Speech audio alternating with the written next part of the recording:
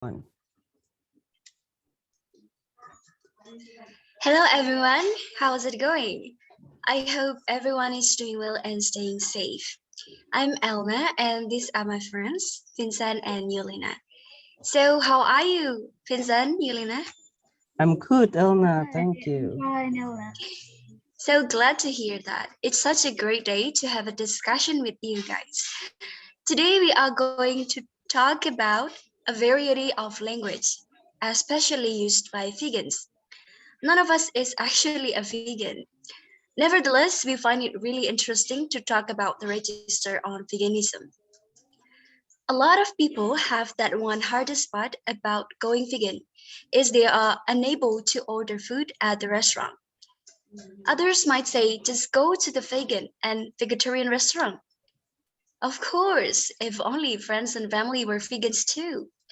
And sometimes vegans also wanted to go to the restaurant that don't specialize in those vegetarian food.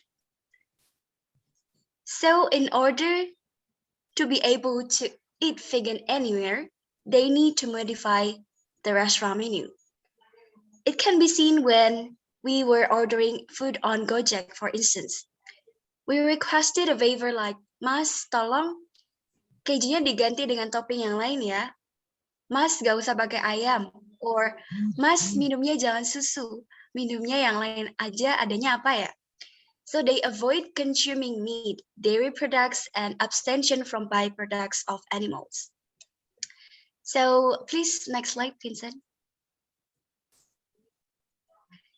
Okay, come back to the register. Register could be defined as the form of language used in a certain situation or circumstance.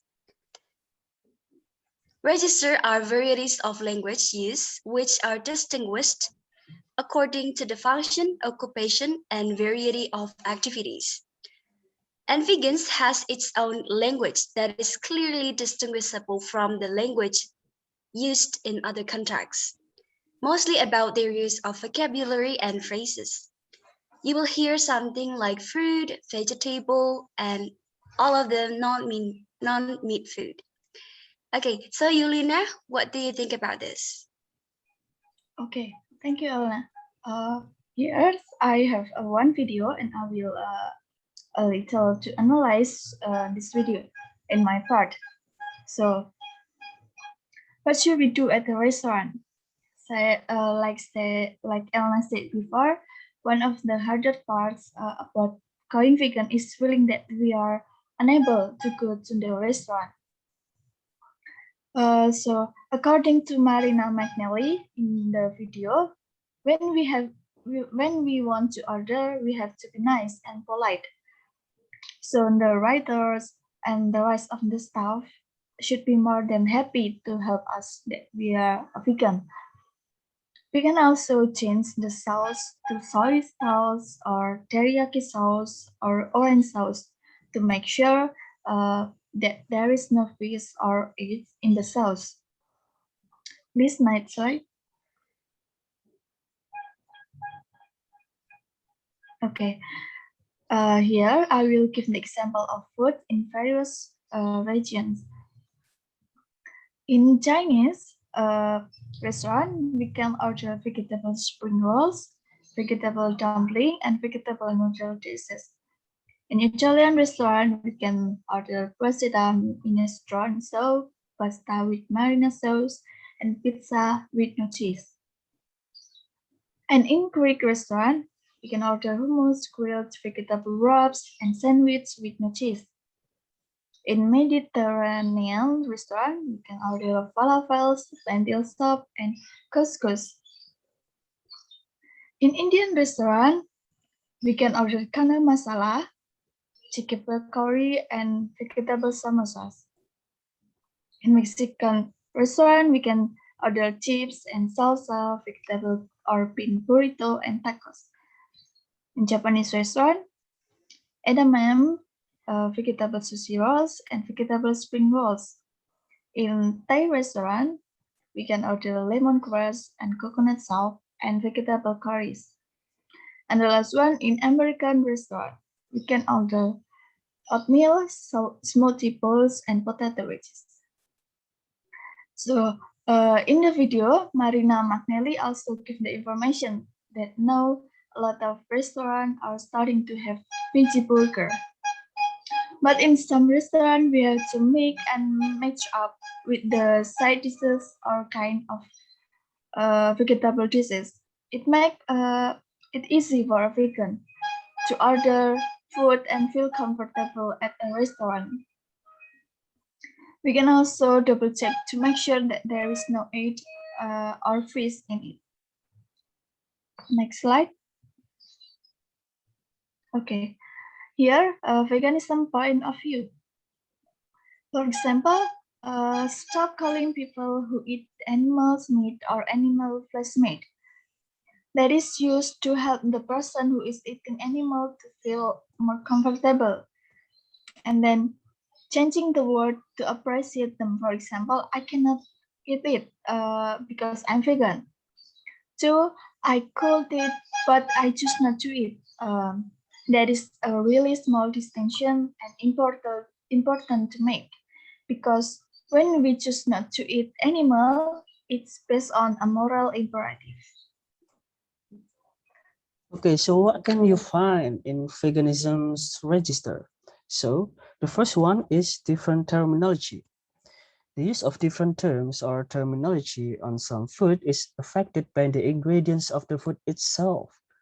Vegans sometimes name the vegan food using fake in front of the noun or the food's name. For instance, vegan cheese becomes fake cheese, burgers become fox or mock meat, soy milk is the alternative for the real milk. From those examples, we can see that the reason why vegans add the word fake in front of their food's name or use different alternative names is to distinguish vegan food and non-vegan food, or food which contains animal products. However, some vegans don't really add fake on their food anymore because they think that it would harm the vegan itself. The reason is that the use of the word fake sends the message that plant-based food is fake. And then the second one is a routine in ordering food.